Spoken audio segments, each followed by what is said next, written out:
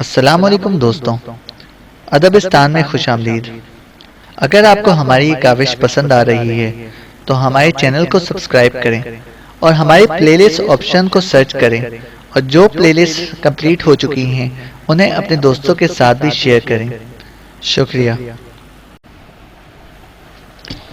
بسم اللہ الرحمن الرحیم۔ برقع خان، مصنف اسلم راہی۔ خریم بن مکروم اور عمیر بن نصر نے ایک روز گرجستان کے مرکزی شہر قزبق کے نواح میں اپنے لشکر کے ساتھ پڑاؤ کیا، اور پڑاؤ کرنے کے ساتھ ہی انہوں نے گرجستان کے حکمران داؤد کو طلب کر لیا۔ داؤد کو اس وقت خبر ہو چکی تھی کہ منگولوں کا ایک لشکر اس کے مرکزی شہر کی طرف آ رہا ہے۔ جس وقت خریم بن مکروم نے اپنے لشکر کے ساتھ اس کی عملداری میں داخل ہو کر قزبق کی طرف بڑھنا شروع ہو گیا تھا۔ اس وقت تک خبر نہ تھی کہ منگول لشکر کا سالار یا سپہ سالار کون ہے، لیکن وہ منگولوں سے ٹکرانا بھی نہیں چاہتا تھا، اس لیے کہ گرجستان کے تخت پر اسے بٹھانے والے منگول ہی تھے۔ لہٰذا قزبق کے شہر کے نواح میں خریم بن مکروم کے طلب کرنے پر وہ اپنے محافظ دستوں کے ساتھ خیموں کے شہر میں داخل ہوا۔ منگول اسے خریم بن مکروم کے یورت کی طرف لے گئے۔ اس وقت یورت میں خریم بن مکروم اور بشار اکیلے کھڑے تھے۔ اپنے یورت میں داؤد کا خریم بن مکروم نے بہترین استقبال کیا۔ اس کے محافظ دستے جو تھے انہیں منگولوں نے ایک طرف روک دیا۔ جب داؤد ایک نشست پر بیٹھ گیا تو خریم بن مکروم نے اسے مخاطب کیا، کیا تو نے مجھے پہچانا؟ پھر خریم خود ہی چونکا اور کہنے لگا، مگر نہیں، تو مجھے کیسے پہچانے گا؟ اس لیے کہ تو نے اپنی پھوپھی کے دور حکومت میں اپنی زندگی کا بیشتر حصہ اسیری میں بسر کیا۔ خریم بن مکروم مزید کچھ کہنا چاہتا تھا کہ داؤد اس کی بات کاٹتے ہوئے بول اٹھا، میری سمجھ میں یہ بات نہیں آئی کہ یہ منگولوں کا کون سا لشکر ہے، کدھر سے آیا ہے، اس کی منزل کس طرف ہے؟ مجھے تو منگولوں کے خاقان نے گرجستان میں تخت نشین کرایا تھا، گرجستان کی حکومت دی تھی۔ یہ جو آپ اپنے لشکر کے ساتھ میرے مرکزی شہر کے باہر اتنے بڑے لشکر کے ساتھ خیمہ زن ہوئے ہیں، تو آپ کے اس پڑاؤ نے مجھے شکوک و شبہات میں ڈال دیا ہے کہ کہیں منگول مجھ سے ناراض تو نہیں ہو گئے۔ اس پر خریم بن مکروم مسکرایا اور کہنے لگا، ایسی کوئی بات نہیں، یہ جو لڑکی میرے پہلو میں بیٹھی ہے یہ میری بیوی ہے۔ دراصل کچھ لوگ تم سے ملنے کے خواہش مند تھے، اس بنا پر میں نے اپنے لشکر کے ساتھ تمہارے مرکزی شہر قزبق کا رخ کیا، ورنہ میں کوہستان قبچاک کی طرف نکل جانے والا تھا، جہاں برقائے کا بھتیجا نوگائے ایک لشکر کے ساتھ میرا منتظر ہے، اس لیے کہ ہمیں ایک ایسی مہم درپیش ہے جہاں ہم نے اکٹھے ہو کر ایک قوت کا مقابلہ کرنا ہے۔ خریم بن مکروم جب خاموش ہوا تو اس کی طرف دیکھتے ہوئے داؤد بول اٹھا، ایسا کون سا شخص آپ کے لشکر میں ہے جو مجھ سے ملنے کا خواہش مند ہے؟ میرا بہت محترم میرا مربی باتو خان تھا جو مر چکا ہے، اس کی جگہ برقائے خان مغرب کے منگولوں کا خاقان بنا ہے، اس سے میرے تعلقات کوئی خاص نہ تھے۔ باتو کا بیٹا سرتاق مجھ پر مہربان تھا، وہ مارا جا چکا ہے۔ خریم بن مکروم نے آواز دے کر ایک مسلح جوان کو بلایا۔ جب وہ اندر آیا تو اس کے کان میں کچھ کہا، جسے سنتے ہی وہ مسکراتے ہوئے باہر نکل گیا۔ پھر خریم بن مکروم نے داؤد کو مخاطب کیا، فکر مند ہونے کی ضرورت نہیں، ابھی تو خود ہی جان جاؤ گے کہ کون سے لوگ تمہیں ملنا چاہتے ہیں۔ داؤد کچھ پریشان اور فکر مند سا ہو گیا، تاہم وہ گہری سوچوں میں ڈوبا رہا۔ اتنی دیر میں خیمے میں عمیر بن نصر، تھمر، نکسار، کوچبان، گوچلوک، کشلی خان اور ترائی خان داخل ہوئے۔ سب نشستوں پر بیٹھ گئے۔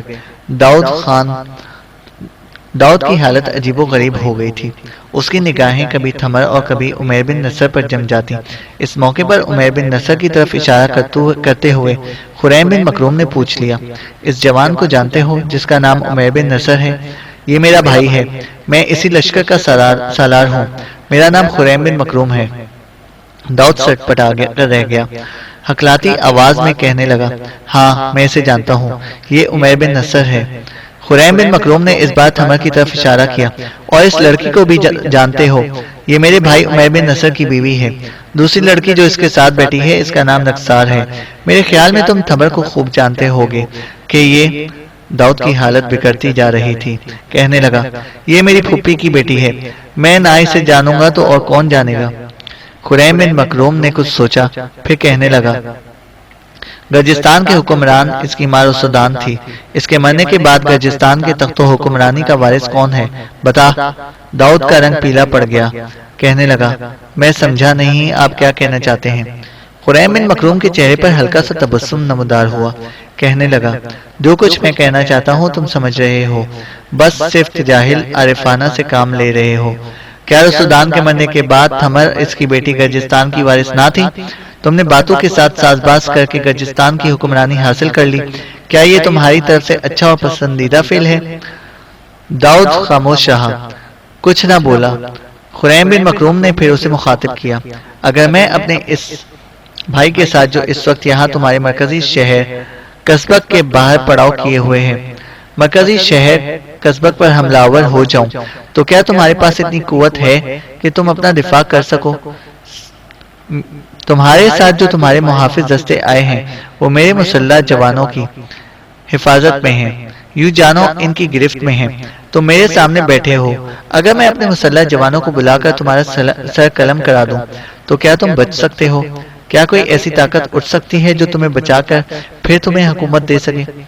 داؤد لرز کانپ گیا، کہنے لگا، میں مانتا ہوں مجھ سے کچھ غلطیاں کوتاہیاں سرزد ہوئی تھیں۔ اگر آپ یہ سمجھتے ہیں کہ گرجستان کے تخت کی وارث یہ تھمر ہی ہے تو میں دستبردار ہو کر جن علاقوں کی طرف آپ کہیں گے ان علاقوں کی طرف ہی نکل جاؤں گا۔ آپ گرجستان کا تخت و تاج تھمر کو دے دیں۔ تھمر، میری بہن، اس سلسلے میں تم کیا کہتی ہو؟ تھمر نے بے پناہ غصے کی حالت میں ایک نگاہ داؤد پر ڈالی، پھر کہنے لگی، میں اس داؤد اور گرجستان کی حکمرانی پر لعنت بھیجتی ہوں۔ میں سمجھتی ہوں جہنم اور آتش کے کھولتے بازار سے نکل کر میں اچھے پرامن لوگوں میں آ گئی ہوں۔ اب قصبک میں رہنا تو بہت دور کی بات، میں اس شہر کی طرف دیکھنا بھی پسند نہیں کرتی۔ میں عمیر بن نصر کی بیوی ہوں اور میں سمجھتی ہوں کہ یہ میری زندگی کی سب سے بڑی خوش قسمتی اور سعادت ہے۔ گرجستان کی حکمرانی اسی کو مبارک ہو، مجھے اس سے کوئی غرض و غایت نہیں۔ تھوڑی دیر تک خریم بن مکروم توصیفی انداز میں تھمر کو دیکھتا رہا، پھر داؤد کو مخاطب کر کے کہنے لگا، دیکھا تم نے اس لڑکی کی فراخ دلی، تم گرجستان کی حکمرانی حاصل کرنے کے لیے تگ و دو کرتے رہے، باتوں سے تعلقات پیدا کر کے تم نے یہ حکمرانی حاصل کی، اور ایک طرف یہ تھمر ہے کہ اس حکمرانی پر لعنت بھیج رہی ہے، پاؤں کی ٹھوکر سے ٹھکرا رہی ہے کہ اس وقت جو قوت یہاں ہمارے پاس ہے اس کے ذریعے یہ تمہیں طاقت و تخت سے محروم کر کے اپنی ماں کی وراثت حاصل کر سکتی ہے، لیکن یہ ایسا نہیں چاہ رہی۔ خریم بن مکروم مزید کچھ کہنا چاہتا تھا کہ عمیر بن نصر بول اٹھا، بھائی اگر آپ پسند کریں تو میں بھی اس سے کچھ کہوں۔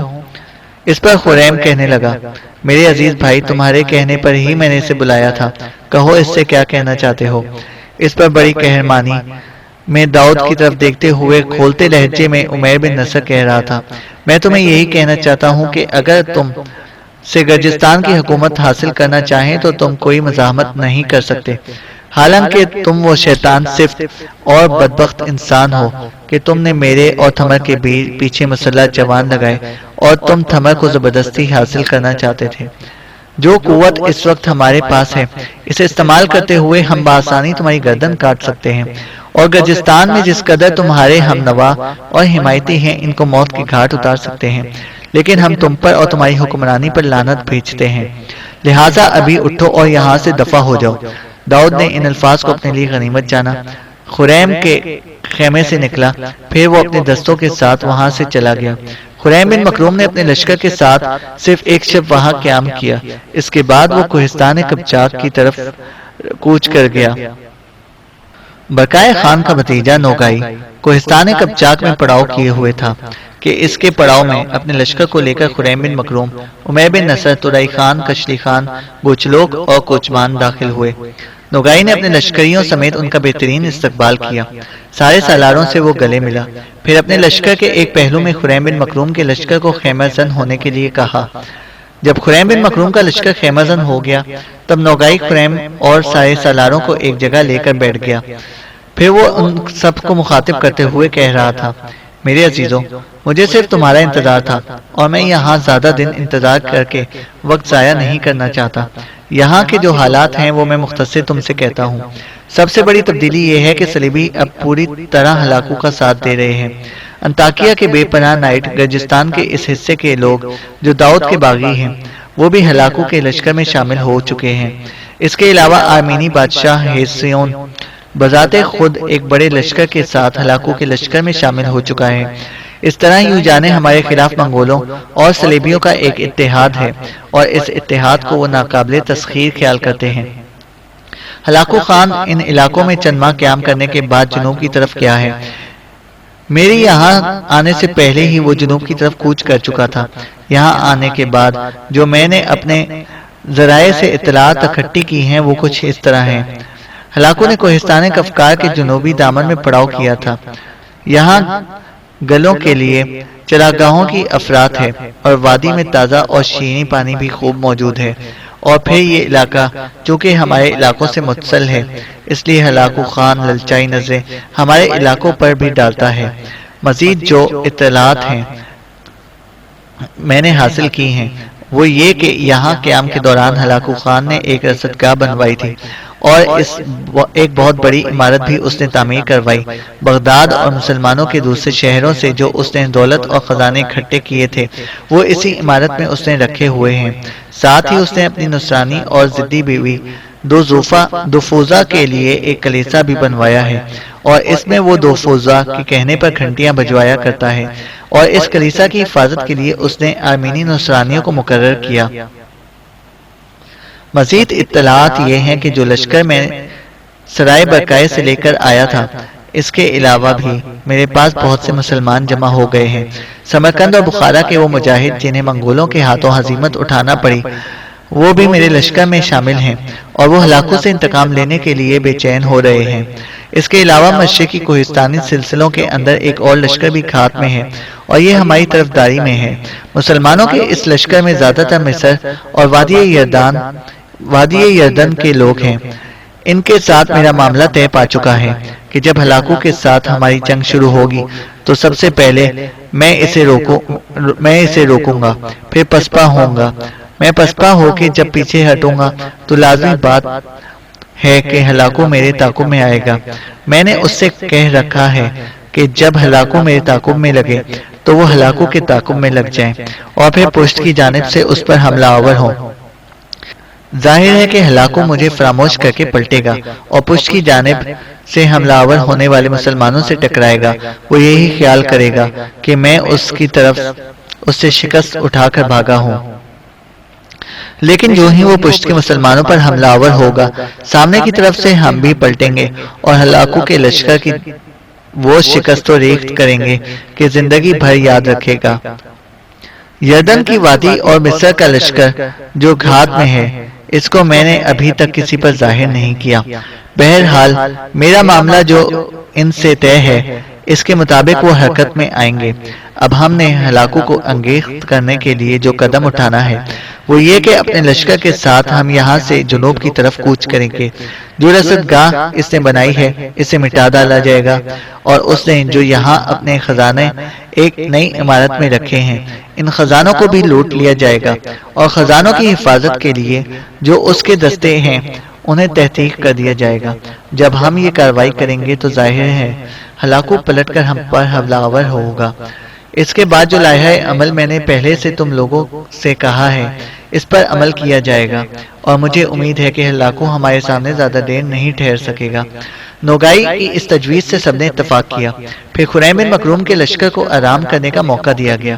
یہ فیصلہ کیا گیا کہ 2 دن بعد جنوب کی طرف پیش قدمی کر کے ہلاکو کا وہ لشکر جو اس نے رصدگاہ کی عمارت اور کلیسا کے تحفظ کے لیے چھوڑا ہے اس پر حملہ آور ہو کر ہلاکو کے سارے خزانوں کو لوٹ لیا جائے۔ پھر خریم بن مکروم اور نوگائی نے اپنے لائحہ عمل کو عملی جامہ پہنانے کے لیے اپنے کام کی ابتدا کی۔ دونوں نے اپنے متحدہ لشکر کے ساتھ پیش قدمی شروع کی، جنوب کی طرف بڑھے اور جن عمارتوں کے اندر ہلاکو نے خزانہ کر رکھا ہوا ہے اس کے ارد گرد جو محافظ دستے تھے ان کی طرف وہ نوائے راز نقش ماورا اور کرب آفرینش کے نا آشنا ناشیند سایوں کی طرح بڑھے تھے۔ پھر دیکھتے ہی دیکھتے ایک طرف سے خریم بن مکروم دوسری طرف سے نوگائے ہلاکو خان کے ان دستوں پر ہونٹ کسیلے چہرے میلے کر دینے والوں کے گردابوں کی طرح کی گرم سانسوں دشت امکان میں ذہن سے اٹھتی سوچوں کے مچلتے بے روک دھاروں تک کو قوم کو سار کر دینے والے اذیت گری کے ہنر کی طرح عملہ آور ہوئے۔ وہاں ہلاکو خان کے جس قدر دستے تھے، خریم بن مکروم نے اور نوگائی نے انہیں تحقیق کر دیا۔ ہلاکو نے جو خزانہ وہاں رکھا ہوا تھا اسے لوٹ لیا۔ اس نے وہاں جو عمارتیں بنائی تھیں انہیں تباہ و برباد کر دیا۔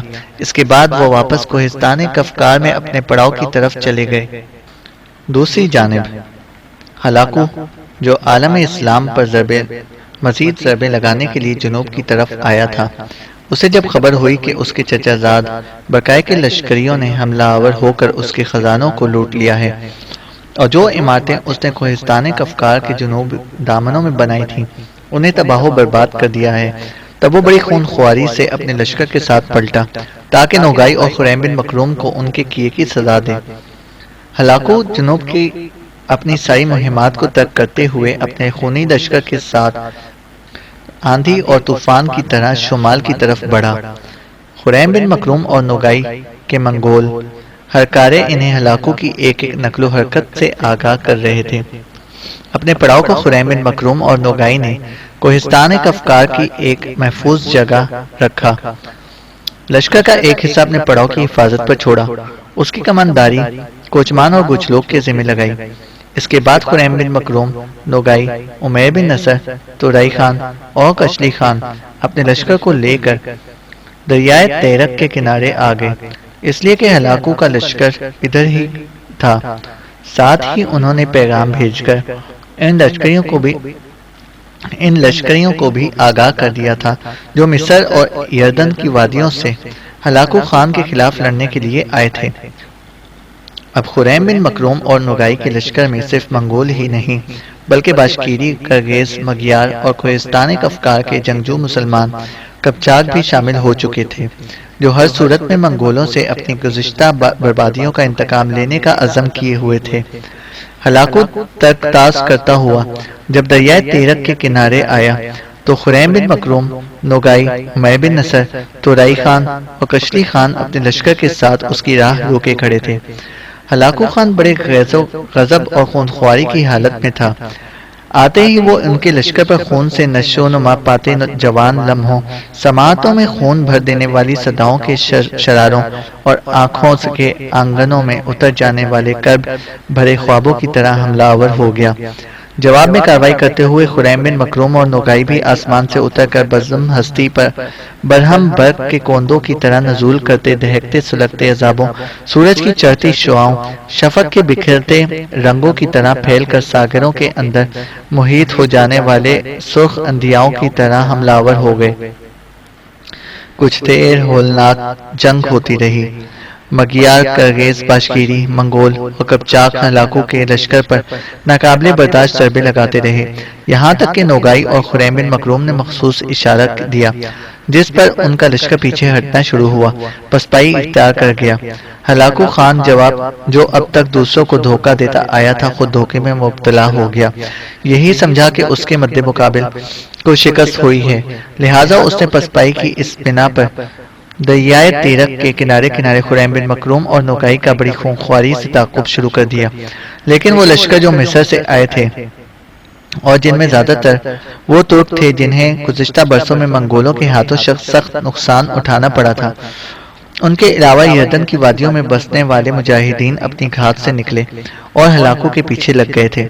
جس وقت ہلاکو خان پورے زور و شور سے خریم بن مکروم اور نوگائی کا تعاقب کر رہا تھا، اچانک پشت کی جانب سے مصر کے ترکوں اور یردن کی وادیوں کے مجاہدوں نے صدیوں کے اندھے آئینوں میں نئے پیغام بکھیرتی نور کی کرنوں اور تخریب کی راکھ میں دبی کرنوں کی احادیث کہنا کویا کر دینے والی ان کہے رازوں کی طغیانیوں اور زیست و بدن تہمتوں سے دوچار کر دینے والے مرگ کے رقص کرتے بگولوں کی طرح حملہ کر دیا تھا۔ اس موقع پر ہلاکو نے سوچا کہ جو لشکر اس کے سامنے تھا وہ تو پسپائی اختیار کر کے اس کے سامنے سے بھاگ ہی چکا ہے، سو وہ لشکر جو پشت کی جانب سے حملہ آور ہوا ہے اس سے نمٹا جائے۔ لہٰذا وہ پلٹا اور مصری اور یردن کے لشکر پر وہ برفانی ریچھ کی طرح ٹوٹ پڑا۔ یہیں سے ہلاکو کی بدبختی کی ابتدا ہو گئی۔ جس وقت پلٹ کر اس نے تعاقب کرنے والے مسلمانوں کے لشکر پر حملہ آور ہونا شروع کیا، اسی وقت آندھی اور طوفان کی طرح خریم بن مکروم اور نوگائی، عمیر بن نصر، تورائی خان، کشلی خان اپنے لشکر کو لے کر پلٹے اور ہلاکو کی پشت پر سینوں میں پیوست ہو جانے والے خونی خنجروں، سنسان راتوں میں اذیت بھرے عذابوں، کھولتی بھیانک آندھیوں، اندھیرے کی ریشمی تلسان کے اندر بھڑکتی انتقامی آگ اور زیست کے فلسفے تک کو بدل دینے والے فوج بندی کے تدبر کی علامت کی طرح حملہ آور ہو گئے۔ اب صورتحال یہ تھی کہ سامنے کی طرف سے مصری اور یردن کے مجاہد نہ ہٹنے والی چٹانوں کی طرح ہلاکو اور اس کے لشکریوں کے سامنے جم گئے، جبکہ پشت کی طرف سے خریم بن مکروم، نوگائی، عمیر، کشلی خان اور تورائی خان نے ہلاکو اور اس کے لشکر پر ناقابل برداشت ضربیں لگانا شروع کر دی، جس کے نتیجے میں دریائے تیرک کے کنارے ہلاکو کو بدترین شکست ہوئی۔ اب وہ نہ پشت کی جانب جا سکتا تھا، جس طرف خریم بن مکروم اور نوگائی نے اس کے ساتھیوں کا قتل عام شروع کر دیا، نہ سامنے کی طرف بھاگنے کے لیے مصری اور یردن کے مجاہد اسے راستہ دے رہے تھے، بلکہ اس کے لشکر کی تعداد بڑی تیزی سے کم کر رہے تھے۔ مجبوراً ہلاکو اپنے لشکر کے ساتھ دریائے تیرک کی طرف بڑھا۔ اس وقت سرما چونکہ اپنے عروج پر تھا، لہذا دریائے تیرک پورا جمع ہوا تھا۔ شکست خوردہ ہلاکو اپنے لشکر کے ساتھ دریائے تیرک کی طرف کی برف پر بھاگ کھڑا ہوا۔ اس طرح لشکر کے بھاگنے سے جو ہوا، جگہ جگہ سے برف ٹوٹ گئی۔ ہلاکو کے لشکر کو کافی نقصان ہوا۔ بچے کھچے لشکر کو لے کر ہلاکو بڑی مشکل سے دریائے تیرک کے دوسرے کنارے جانے میں کامیاب ہوا۔ مسلمان مجاہدین کے ہاتھوں ہلاکو کی یہ بدترین شکست تھی۔ ہلاکو نے بھی اپنی اس شکست کا انتقام لینے کا ارادہ کر لیا۔ بڑی تیزی سے وہ حرکت میں آیا، انطاکیہ کے صلیبیوں کو دعوت دی، ارمینی نصرانیوں کو اپنے لشکر میں شامل کیا۔ اس طرح بے شمار صلیبی جنگجو اس کے لشکر میں شامل ہو گئے اور اس نے اپنے لشکر کی حالت پہلے جیسی استوار کر لی۔ ایک بار پھر وہ اپنی شکست کا انتقام لینے کے لیے کوہستان کفکار کی طرف بڑھا، لیکن کوہستان کفکار کے دامن میں ہلاکو کو ایک بار پھر ذلت آمیز شکست اٹھانا پڑی اور وہ شکست اٹھا کر بھاگ کھڑا ہوا۔ اسی جنگ کے دوران ہلاکو زخمی ہوا اور ان زخموں کی تاب نہ لاتے ہوئے وہ اس دار فانی سے کوچ کر گیا۔ خریم بن مکروم اور نوگائی نے کوہستان کفکار میں ہی اپنے پڑاؤ کے اندر قیام کر رکھا تھا۔ ایک روز خریم بن مکروم اپنے خیمے میں داخل ہوا۔ اس وقت خیمے میں بشار اکیلی تھی۔ بشار کی حالت اس روز عجیب سی ہو رہی تھی۔ خریم بن مکروم بڑے غور سے اسے دیکھنے لگا۔ اس کی آنکھوں میں سازوں کے آہنگ کی مستیاں، اس سمے اس کے سرخ ہونٹوں پر شفق داستانے، گلابی رخساروں پر خوشیوں کے حروف و معانی کا انوکھا رقص تھا۔ جسم میں نشاط کے بھرے جوانی کے خطوط کا طوفان اور اس کی حالت ستاروں کی چمکتی روح، نگہت و نور کی تجلی آمیز مسرتوں جیسی ہو رہی تھی۔ خریم بن مکروم اسے دیکھتا رہ گیا، منہ سے کچھ نہ بولا۔ بشار بھی مسکراتے ہوئے قریب آئی اور کہنے لگی، آج آپ میری طرف اس قدر غور اور انہماک سے کیوں دیکھ رہے ہیں؟ اس پر مسکراتے ہوئے خریم بن مکروم کہنے لگا، میں نے اس سے پہلے آج تک تمہارے لال بدخشاں ہونٹوں پر محبتوں کے حسین نگر کے رنگوں کی خوشبو کی ایسی پچکاریاں نہ دیکھی تھی۔ اس سے پہلے کبھی چاند تاروں سے روشن تمہارے چہرے پر میں نے مست رنگ دھنک کے پھولوں اور گلابی رتوں کے آنگنوں جیسی کیفیت نہ دیکھی تھی۔ میں سمجھتا ہوں آج کوئی غیر معمولی واقعہ ہے۔ اس پر مسکراتے ہوئے بشار کہنے لگی، غیر معمولی واقعہ تو ہے۔ ابھی تھوڑی دیر پہلے ہمارے ہرکارے یہ خبر لے کر آئے ہیں کہ ہلاکو مر گیا ہے۔ آپ اور نوگائی نے دوبارہ اسے بدترین شکست اور دونوں جنگوں میں اس کی حالت بغیر خوابوں کی شب، اندھیرے میں کھڑی کانپتی پرچھائیوں، بھیگے پروں کی بے بس پرندوں اور بے حس پیڑوں سے لپٹ کر روتی شام سے بھی بدتر کر دی۔ ہلاکو زخمی ہوا اور شکست کی تاب نہ لا سکا اور مر گیا۔ اس سے بڑھ کر میرے لیے کیا خوشی ہو سکتی ہے کہ میرے شوہر نے نوگائی کے ساتھ مل کر منگولوں کے ایک ایسے طوفان کا راستہ روک دیا اور اسے ہمیشہ کے لیے ختم کر دیا ہے جو عالم اسلام کے لیے ایک ناسور بنا ہوا تھا۔ اس سلسلے میں مصر سے آنے والے لشکری اور یردن کے مجاہد بھی قابل تعریف ہیں، جنہوں نے اپنی جان کے نذرانے پیش کرتے ہوئے ہلاکوں پر حملے کیے اور اسے بری طرح زخمی کیا۔ پھر بشار آگے بڑھی، بڑے پیارے انداز میں اپنا سر اس نے خریم بن مکروم کے شانے پر رکھا اور گردن پر ایک طویل بورسا دینے کے بعد کہنے لگی، میں جب تک زندہ ہوں آپ جیسے شوہر پر میں اپنی زندگی کا آخری سانس تک فخر کرتی رہوں گی۔ میرے لیے اس سے بڑھ کر کوئی اور سعادت ہو ہی نہیں سکتی کہ آپ جیسے مجاہد کی بیوی ہوں۔ پھر اچانک کہتے کہتے بشار رک گئی اور پیچھے ہٹ کر کھڑی ہو گئی، اس لیے کہ باہر کسی کے قدموں کی چاپ سنائی دی تھی۔ پھر تھوڑی دیر بعد خیمے کے دروازے پر نوگائی، عمیر بن نصر، کشلی خان، کوچمان اور کچھ لوگ نمودار ہوئے اور انہوں نے خریم بن مکروم کو اطلاع دی کہ ابھی تھوڑی دیر پہلے برقائے خان کی طرف سے کچھ ہرکارے آئے ہیں جنہوں نے یہ پیغام دیا ہے کہ نوگائی ان علاقوں کے حاکم کی حیثیت سے یہیں قیام کرے گا، جبکہ باقی لشکر کو برقائے خان نے واپس سرائے برقائے میں طلب کر لیا ہے۔ اس پر سب خوشی کا اظہار کرنے لگے۔ پھر 2 دن تک تیاری ہوتی رہی۔ اس کے بعد نوگائی اپنے حصے کے لشکر کے ساتھ وہیں قیام کر گیا۔ مصر اور یردن کی طرف سے آنے والے مجاہد اپنے اپنے ٹھکانوں کو لوٹ گئے، جبکہ خریم بن مکروم، عمیر بن نصر، ترائی خان، کشلی خان، کوچمان اور کچھ لوگ دریائے تیرک کے کنارے کنارے فتح مندی کے گیت گاتے ہوئے شمال کی طرف کوچ کر گئے۔ ان کا رخ سرائے برقائے کی طرف تھا۔ ختم شد۔